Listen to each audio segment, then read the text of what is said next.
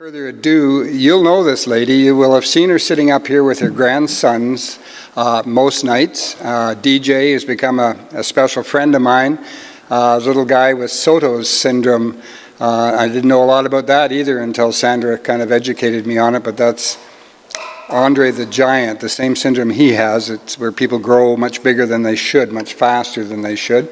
And her other grandson, Damien, who's often with her, is a special needs little guy as well. Anyway, she's likely going to tell you a little bit about that. I don't want to tell her story on you. So without any further ado, please join me in welcoming Sandra B to share her story tonight. Good evening, everybody. My name is Sandra, and I'm a grateful recovering addict. Hi.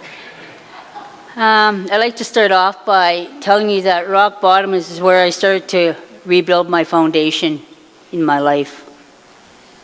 I was an addict for 36 years of my life. My addiction took me to some dark places. I became a weed smoker at school, got kicked out by the time I was 15 years old, and began to drink. By the time I was 18 years old, I was diagnosed with cirrhosis of the liver. And the doctor told me either I quit drinking or I die. So of course I chose to quit drinking. But I chose another addiction, which was crack cocaine. Crack cocaine took me away for 20 years. I was lost on the streets of Edmonton. I lost my daughter. I had nothing to do with my oldest grandson, who was 12.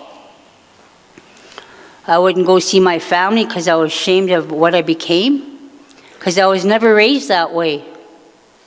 I grew up with my grandparents, and I never grew up around alcohol or drugs. But yet, I turned my life over to that. And I think the reason why that was is because I felt abandoned by my parents. Why didn't they love me? What was wrong with me? You know? So I went through school thinking that I had no worth and there was something wrong with me. So that's where my addiction began. I began to hate the person I was. And I honestly thought there was something wrong with me. You know? And I carried all this anger and resentment since the age of 3 years old.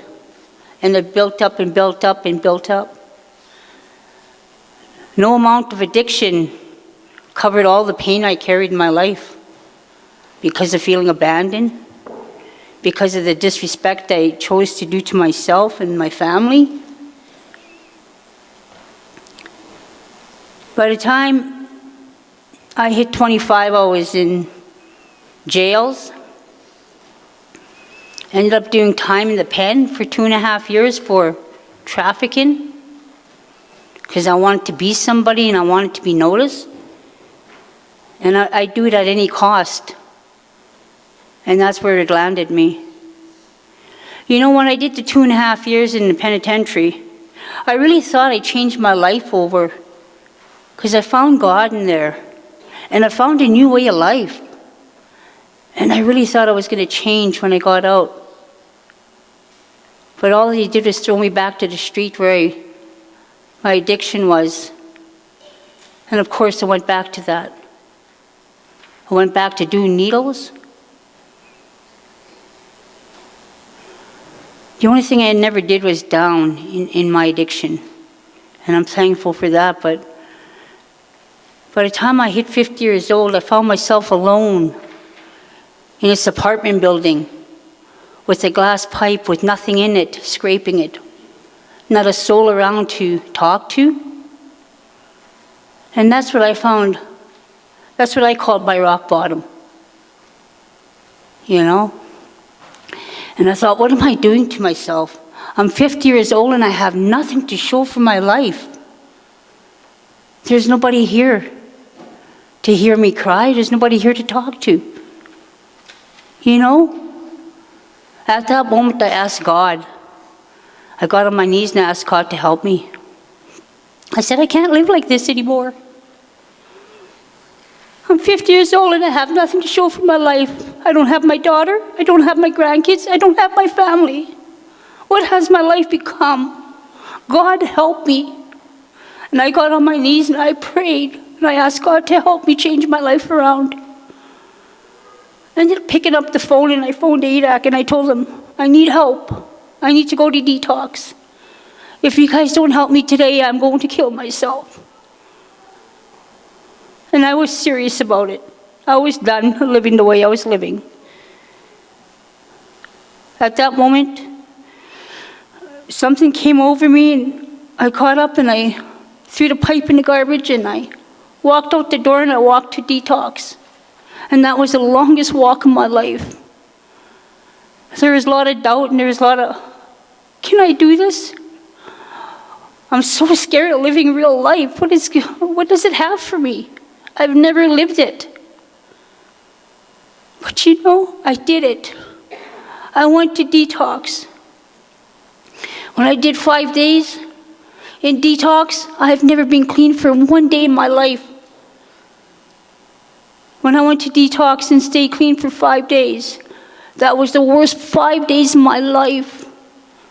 I've never been clean for 1 hour.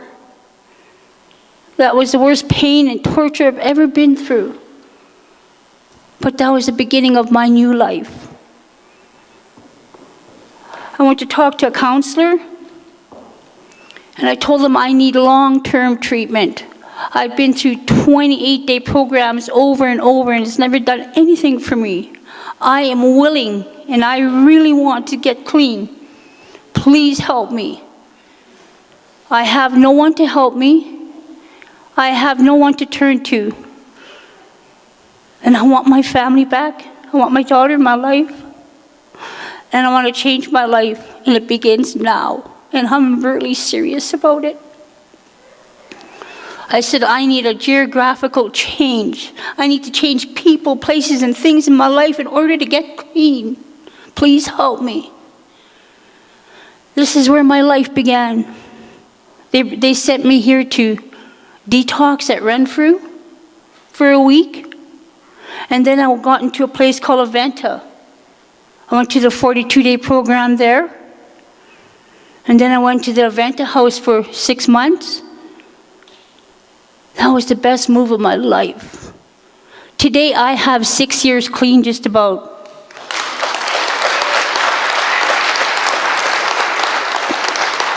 Today I have my daughter in my life.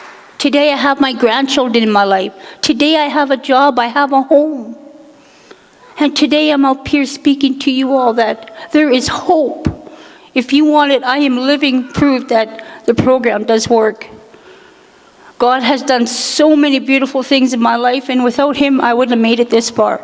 Because every morning, God is a part of my day. I thank Him for letting me wake up another day clean.